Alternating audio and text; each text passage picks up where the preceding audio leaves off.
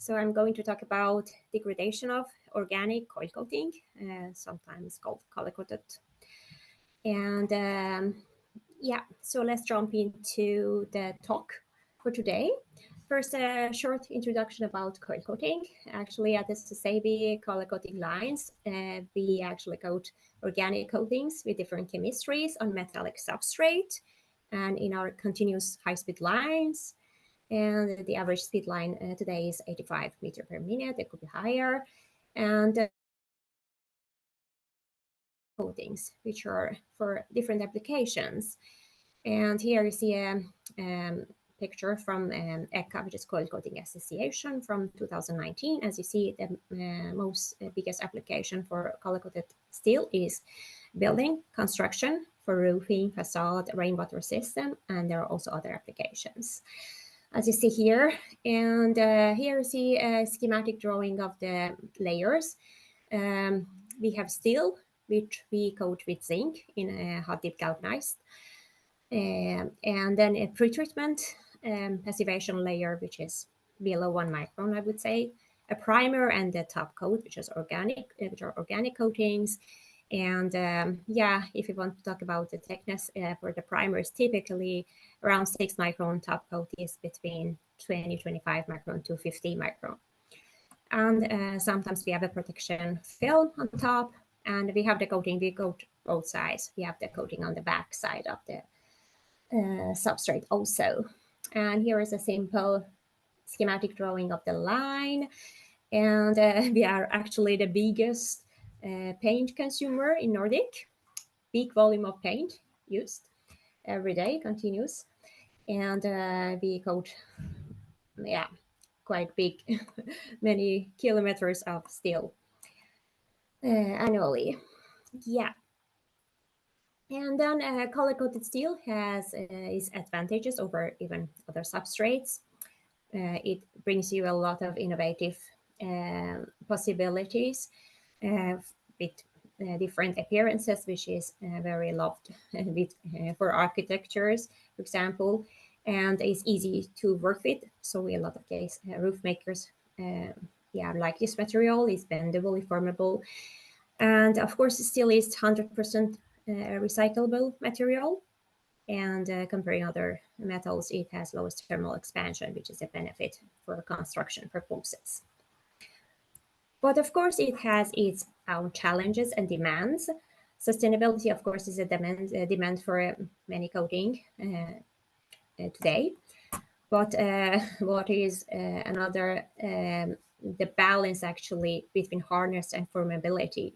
So, you're familiar with coating, when you actually promote hardness, you are sacrificing on formability so to get a hard coating that is formable enough, which is the need for this type of material due to the applications, is actually makes it tough.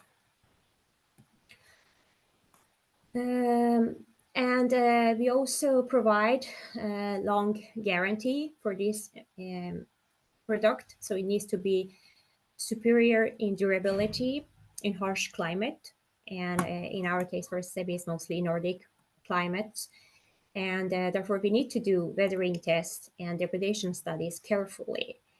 And yeah, we also work a lot with sustainable and bio-based coatings, and we know that from polymeric point of view is actually needs to be makes it even more crucial to make it durable. So what is normally used? On top of corrosion and mechanical studies is actually the weathering testing, which is used with artificial accelerated testing or natural. And for coil coating industry, it's quite common to use QVA cabins. And here you see some examples of the cycles which are used normally. Xenon is used, but to a limited extent. But natural weathering is what we quite a lot rely on. And depending actually on the application area or target area, it's really important to pick the right exposure site. And in a lot of cases for us, we expose at Swedish West Coast at Boost Malmön. Here you see colleagues looking at the panels, which are exposed on the racks on different angles, depending on the application area. But of course, all around the world, Florida, Brest, and so on. So what I want to emphasize on is actually the difference between this artificial and natural weathering. And we have some example in this talk today, because the degradation mechanism we have learned is very different depending on the conditions which you have. So the UV intensity, temperature, and its variation, relative humidity or time of wetness, pollutions, corrosive ions, everything could influence the degradation mechanism and how you are degrading your coating over time. Therefore, it's very critical to pick the right type of testing. And we are aware of the risk, because when you are talking about coating development and you are talking about high life demand, so you need to go for the right evaluation and exposure.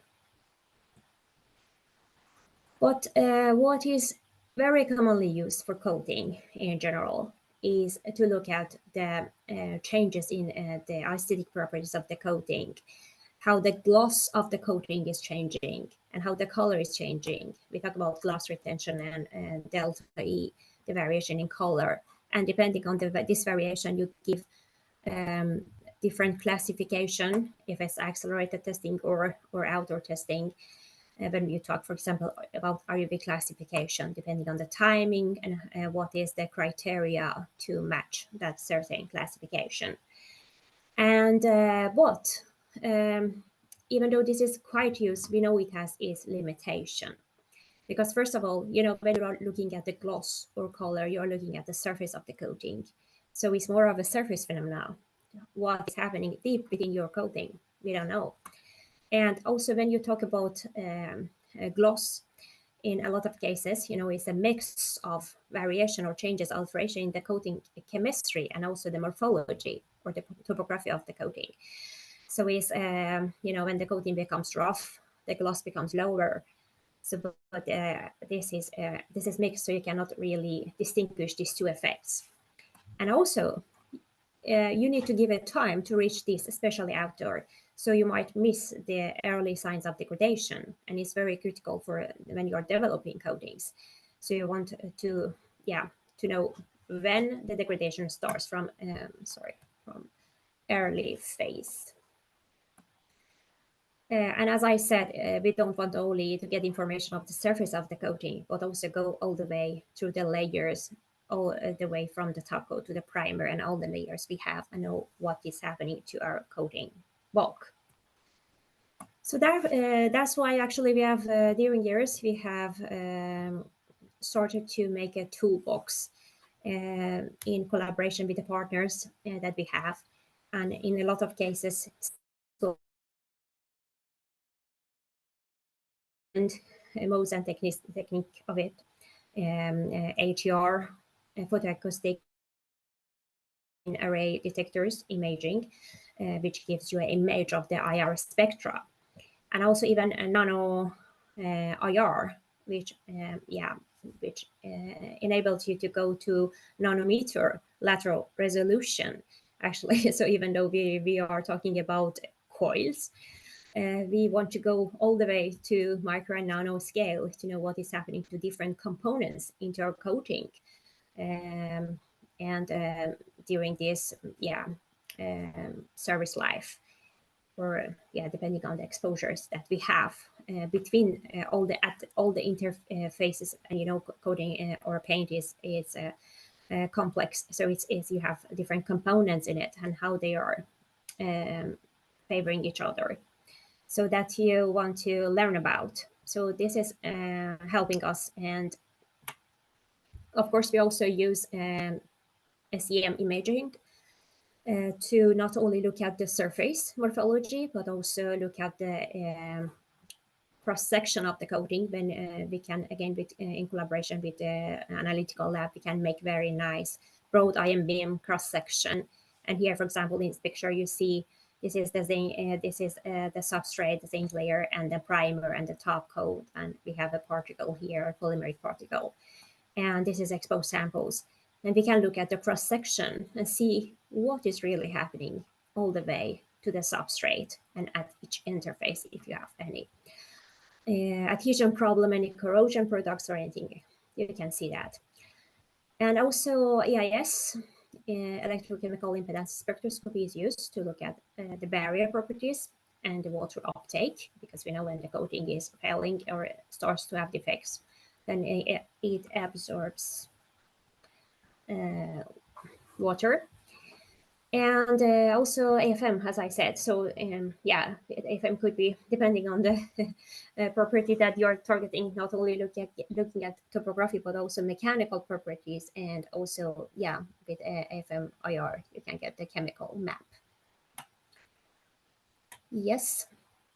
But to complement this toolbox, we have actually come up with a very simple method, which you can find more details in the publication that we have.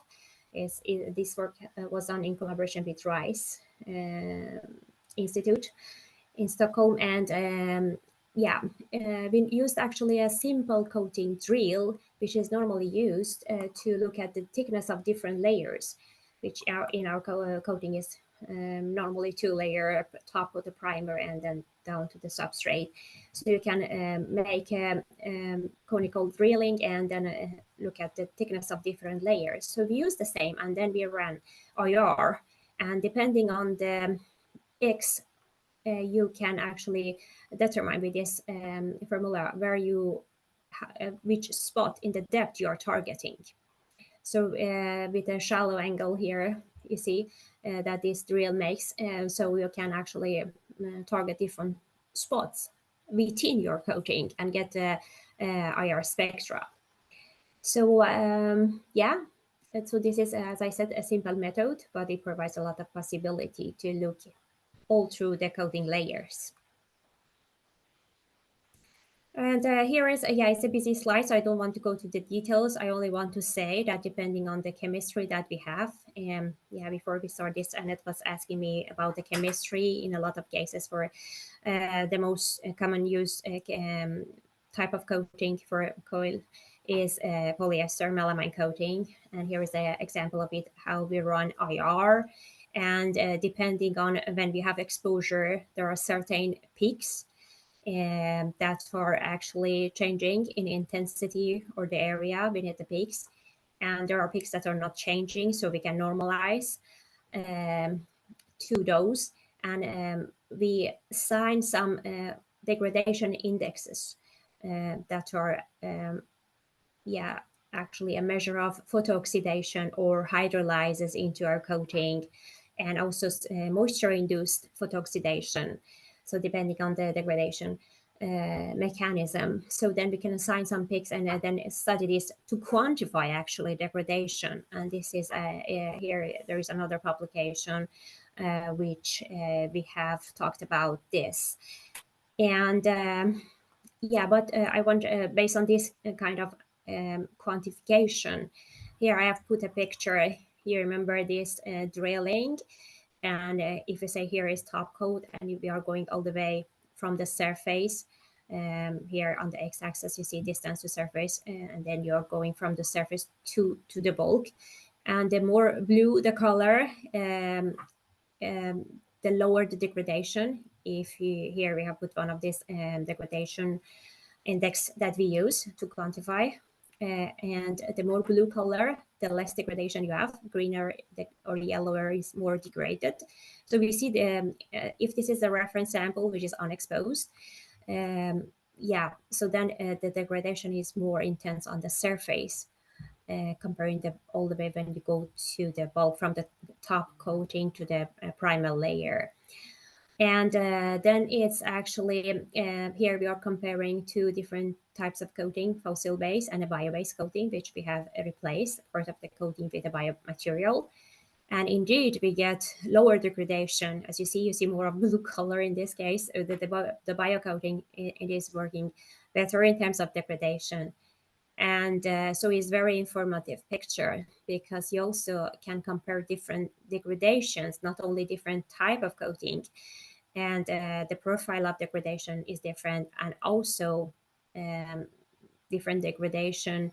So if here you have Boost Malmon exposure, Florida, which are outdoor or site exposure, and here you have QVA, which is just the lab accelerated testing, and you see it's different. So they are not necessarily giving you the same results, and this we have learned over years, and that's why we know that we should rely mostly on the outdoor exposures, even though it takes time. But still, accelerated testing could have its benefit. Yeah, and it's also different between Boost Malmon and Florida. And I mentioned that for us, Boost Malmon is of important because it is a representative of the Nordic climate. But you see that, they're giving different profile of degradation. So it's so it's not necessarily the degradation similar for this artificial and natural weathering. There is no time to talk about the mechanism, but yeah, you can get a lot of information here from this kind of in-depth analysis that we do. Another point that I want to raise is actually, I talked about gloss that is normally used, which is a measure of reflection of the light. You see when the coating tends, when degrade, it tends to, the gloss tends to become lower because the surface becomes rougher normally. And here is the AFM picture, we have seen it. The exposed coating is rougher. We also have publications that shows it that are coming up. Sorry, I'm jumping here. Yes, that shows actually with SEM. Here is AFM, so it's more local, but the SEM also, we can see it also correlates well with these AFM images, that we see the coating becomes rougher. But anyway, so in the previous slide, I just talked about standard or fossil-based coating and a bio-based coating, which here you see the bio is represented by a green color, and the gloss retention, or how much gloss is retained after degradation, is lower for this biocoating. However, if you recall, degradation is lower for this coating, so it was it has tendency to degrade less comparing the fossil-based coating. So not necessarily lower gloss for the biocoating means that it's degraded more. And I want to emphasize that it is from ATR IR, so this is from the surface. ATR is from the surface, and gloss is also coming from the surface. So even on the surface, they are not. It's not telling you everything. And so is coating appearance everything about tell you everything about degradation? So we should put a question mark there. It seems not to tell you all the story. And let's not go to all the details about this, but I want to show here is a photo oxidation index, which is another measure of the degradation. I talked about the IR spectra, that we could quantify the degradation by means of that. And here, the higher the bars, the higher the degradation. And for example, you can see the difference between the blue bars and the orange bars, which are 3 years at Boost Malmon and 6 years. And you see, of course, degradation gets higher the longer you're exposed, and sometimes it's exponentially. And also we have QV. But anyway, so what I want to show you is here we have the same coating system, so we stick to the same binder, but we use different pigmentation. So at this stage we talk about 400 different colors, or some colors, which to actually show the variation or the difference that we have between different colors. Here, as I said, the binder, the coating formulation is the same, only the pigmentation is different. White, black, metallic, which is aluminum pigment, brown, blue, and red colors. And this is another index that is related to degradation. You see the white coating is the one that has lower degradation comparing black, for example. It was the same here also. White is degrading less. But if you look at the actually the gloss we see is not the case. Maybe it's easier if I go to this slide. You see the gloss retention is lower for the white coating comparing black. And maybe you're, you've heard of it or you're familiar with this, that titanium dioxide is a photoactive pigment. So here we have the erosion around this. The red particles are the titanium dioxide particles, which we have in the white coating, and white coating is quite loaded. Is loaded with titanium. We have around like 30% pigmentation in this coating, and the red ones are showing the pigment, and you see there are erosion or degradation, and that's due to photoactivity of these pigments. Which is absent in the case of when we have looked at the other colors where titanium dioxide is absent.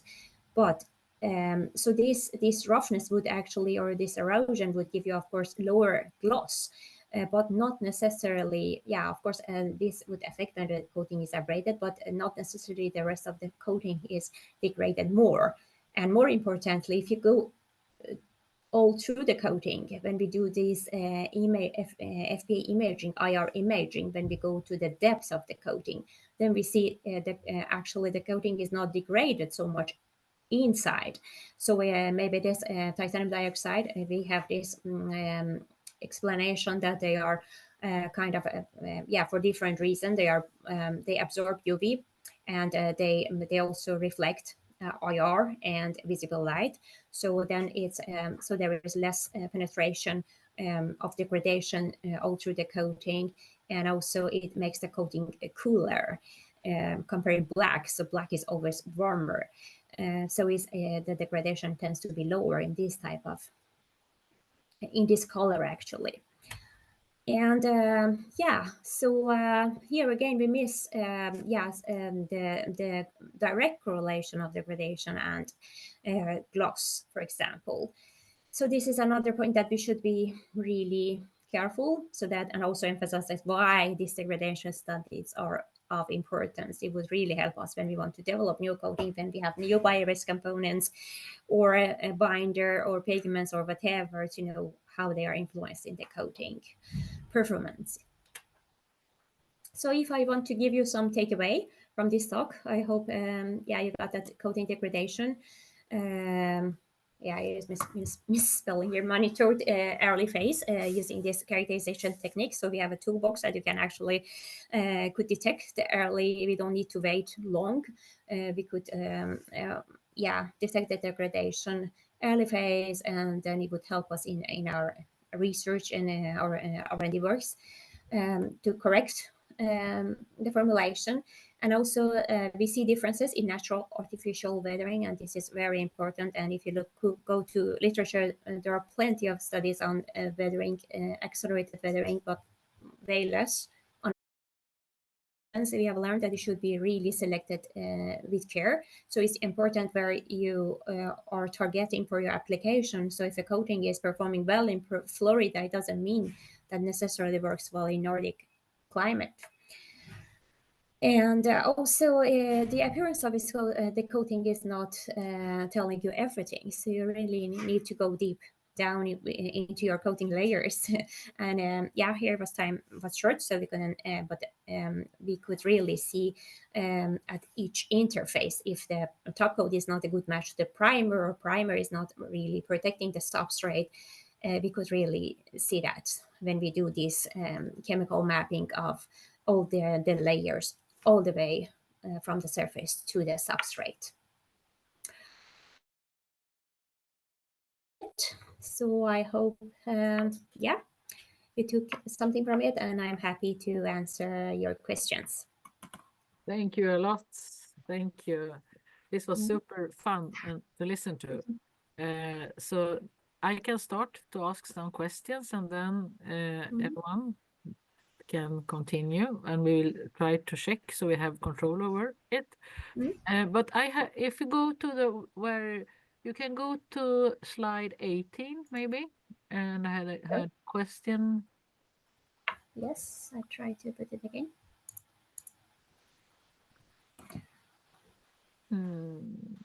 18, you said. 18. Yeah. Mm-hmm. Here. Yep. Yeah. And there, so one can see small, small red areas in this coating, and Yes. this is the cross section, I suppose. So my question is, if you have a such structure and Mm-hmm. then you start to drill, Mm-hmm. what is your best tips how to drill it in an efficient way so you don't Mm-hmm. smear out the surface? Because you had a Mm-hmm. drilling, I don't know which slide it was, but it was in the middle somewhere. And you had a very Yes. smart way to Yeah. analyze the surfaces then. Yes. Yes. Yeah, actually, so it's a very simple coating drill that actually if you know you're getting, all our partners are getting it because it's quite useful. I had a better picture of it somewhere. Okay, but the equipment picture is not here. Yeah, but anyway, so but I saw it somewhere. I think you passed it just. Yeah. So this one here, yeah, this one, yes, yes. yeah, So here. and then you can image, so this is normally used, as I said, to measure the thickness of different layers because you want to see how thick your top coat is and the primer and the zinc layer and yeah, like that. Yeah, so we sometimes we also make cross section and we cast the coating and then we measure the thickness with the optical microscope. But here is way easier this way. And yeah, so if you, it's depending on your coating type, you might smear some components, but it's not normally, yeah, it doesn't get warm or something that you, so it's yeah, it's not really affecting the chemistry we have seen. Yeah, so and depending on where you are heating, if you have a big particle, for example, if you're heating that, of course, that might also affect if it's a plastic particle. But it's yeah, but I would say, and here at KTH also in polymer, yeah, they have also got one, and it would make life easy. Yeah.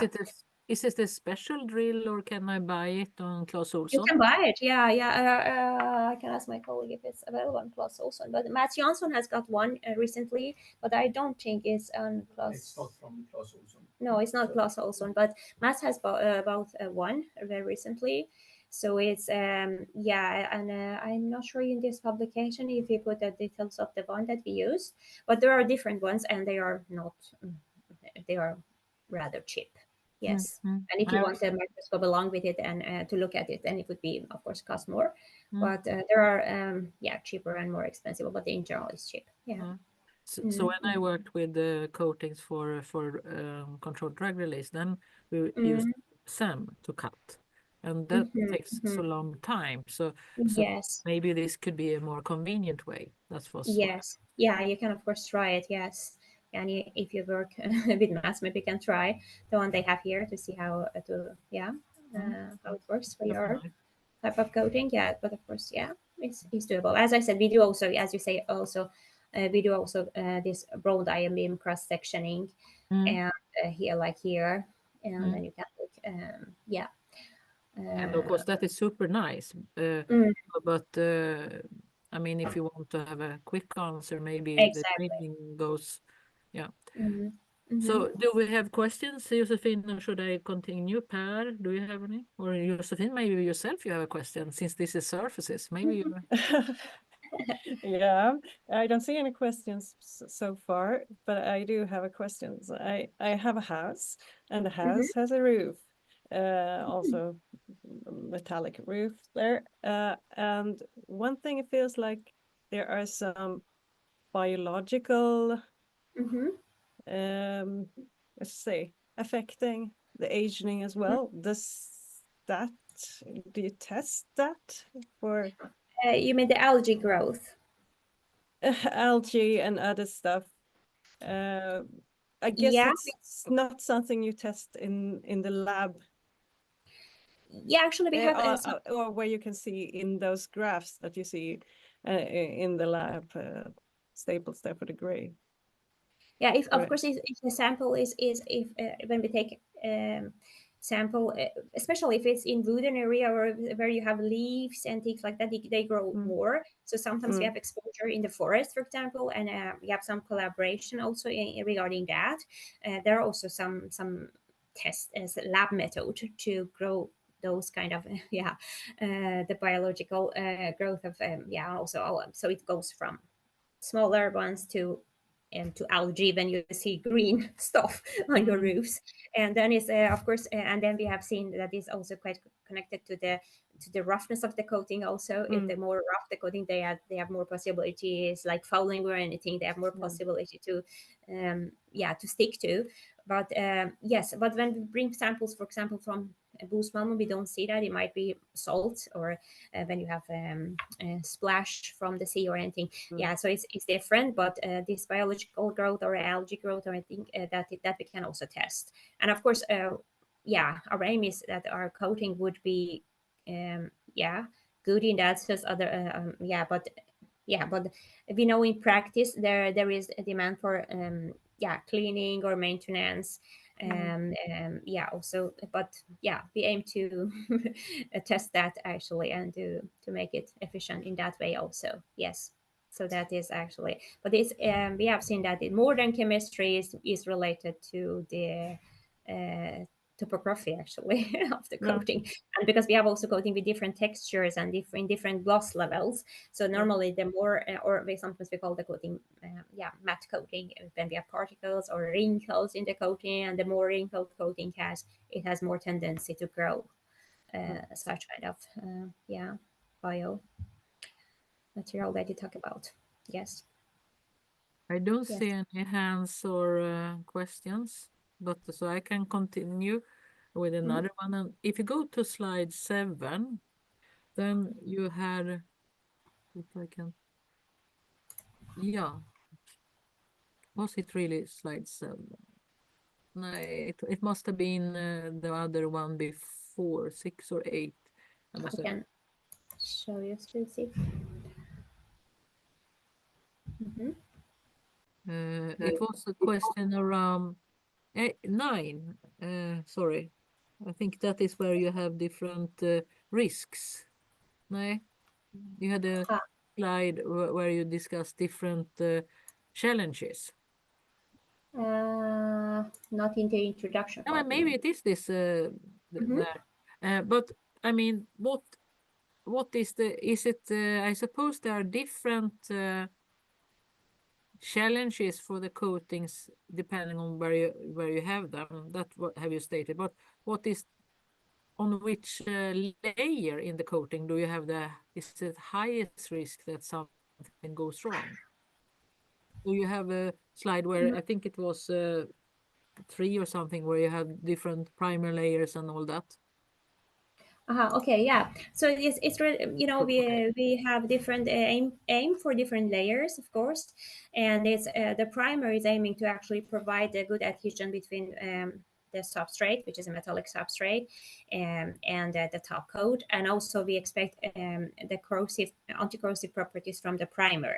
So it's a different formulation, and the top coat is the layer that is supposed to be durable outdoor. So when we talk about weathering, it's the top coat layer, of course, that is. So they have different purposes.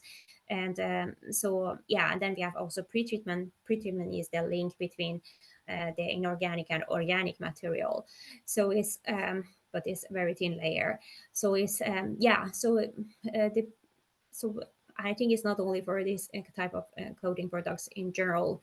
When you talk about metallic substrates for any type of spray coating, I mean, is primer is the one providing corrosion. So even when we do site testing or outdoor testing, we have different angles because when you test, for example, for corrosive material and hydrolysis and humidity or for corrosion in general, we expose at 90° north. And when it's about UV, and weathering is normally 45 degrees south. So we try to pick an angle of exposure on the racks, for example, at Boesmalmen, to emphasize the property that we are seeking actually. So it's different exposure angles, not only sites, for depending on what you are, if you are looking at corrosion or weathering. Cool. Should I continue, Josephine, or do you have any Go Per? on. Then I have never worked with this type of coating, so I need to go to something else, and that is pharmaceutical coatings. And sometimes then you have a drug layer, and then you have a spray on coating that controls the release. And sometimes then add a subcoat in between the drug release coating and the drug, and that is to secure that the drug, for example, doesn't, if you have a pH effect, and that's not so stable in a low pH and so. Is that similar way of thinking when you do coating and design and engineering and formulation or a product? So different layers, so where you actually hinders the transport of ions. Also. Do you have that also here? I suppose for corrosion must be very important. Yes, yeah, I would say, for example, if you use normally if you have like ion exchanged anti-corrosive pigments, is normally you normally put it in the primer. But when you talk about pigments that are supposed to, for example, provide barrier properties against like water or ions coming penetrating through the coating from the outside, then it's like aluminium pigments, for example, which are lamellar pigment, like flat sheets, so that you put them in the top coat actually, because you want to prolong the path for the corrosive species to do. So you make it longer for them to reach to the primer, because if it reaches primer, it will reach the substrate. So it's of course you don't, but because everything is coming from the top surface in general. For us, we don't immerse our coating, so it's not about immersion. So if it's for example for marine coating, it might be different because you're immersing the coating, but here everything is coming from the atmosphere, so we have atmospheric corrosion if something on top of weathering.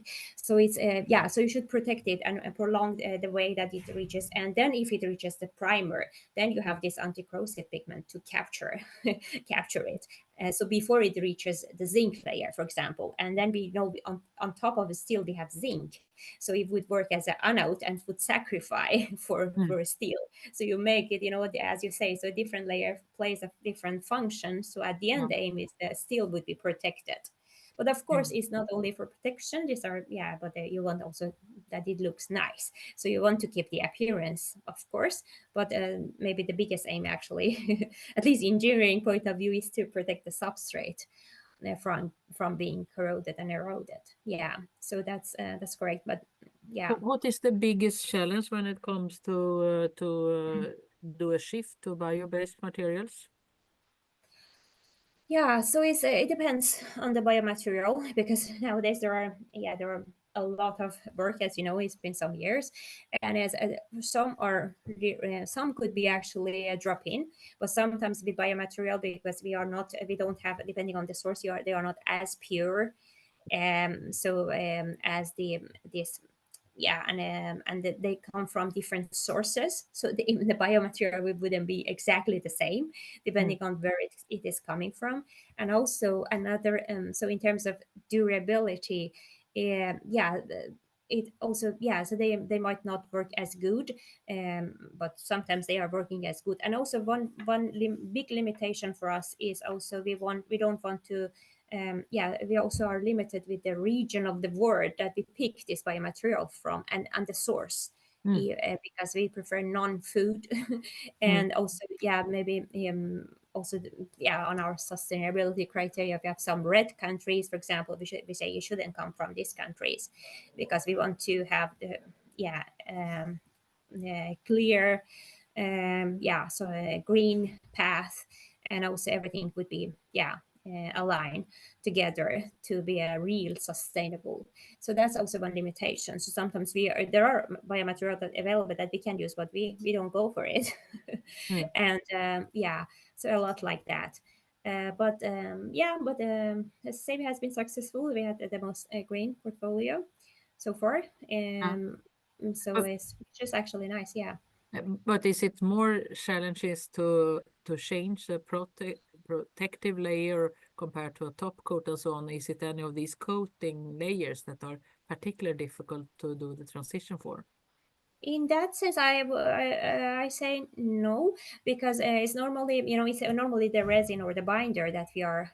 So biomaterial could be also used, of course, as smaller like additives or fillers, or so it could be also, but it's mostly because its biggest part of the coating is the resin or binder. So it could be doable for both layers, I would say. So it's not, in particular, it wouldn't be really different in that sense. Yes. And also solvents. Yeah, that's what we are focusing also a lot on. Yes. Thank you. Josephine, anything in the chat or in the... No questions. You in the audience, you are quiet today. They're very quiet today. But maybe you have something. The topic is different comparing with you. Yeah. I was just thinking about how long time it takes then from start if you want to do this natural agent test. Natural testing. Yeah. So we have, yeah. So we have of course samples that are. You mean the so outer? It seems like it could take quite a long time to the outer tests to actually get the answer to if what you do is viable to do or. Yes. Yeah. So we to get the first yes for coating, we say it should be at least exposed 3 years or 3 summers, and then we of course we continue to 5 years, 10 years, 20 years, and we have very old samples and sitting on the racks for so many years. And very surprisingly, they are also interestingly they are actually still doing good. Sometimes we bring them and with these tools that I talked about, we look at them, we go quite deep into this, but 3 years is the minimum requirement for us. So if we would do some nice innovation today with a bio-based innovation, it would take 3 years until it would go on the market. Yeah, exactly. Yes. So that's time consuming, and that's why we try to actually, even though it would be still in primary phase, we try to be as quick with the outer exposure. So that's why we are putting a lot of samples out, because we don't want to miss that. Yeah. Interesting. Yeah, it's also a very important topic. As you said, you are the highest paint consumption in Sweden and Nordic countries. So it is very important, of course. Yes. But if we don't have any question, I would like to thank you, Golrokh, for a fantastic, nice presentation. And I learned a lot. I will also thank Josephine and Treesearch for a good collaboration during these years.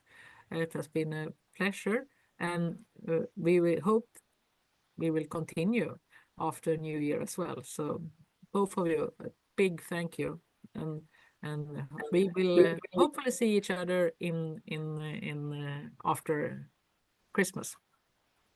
Yeah, thanks, Annette and Josephine. Yeah, for bringing this opportunity for us also. Yeah, it was nice. Yeah, thank you. Thank you. Have a nice day. Yeah, hey. Bye. Bye. Josephine, I have some new dates actually. Yeah, we can take that. We can take that after. Ja.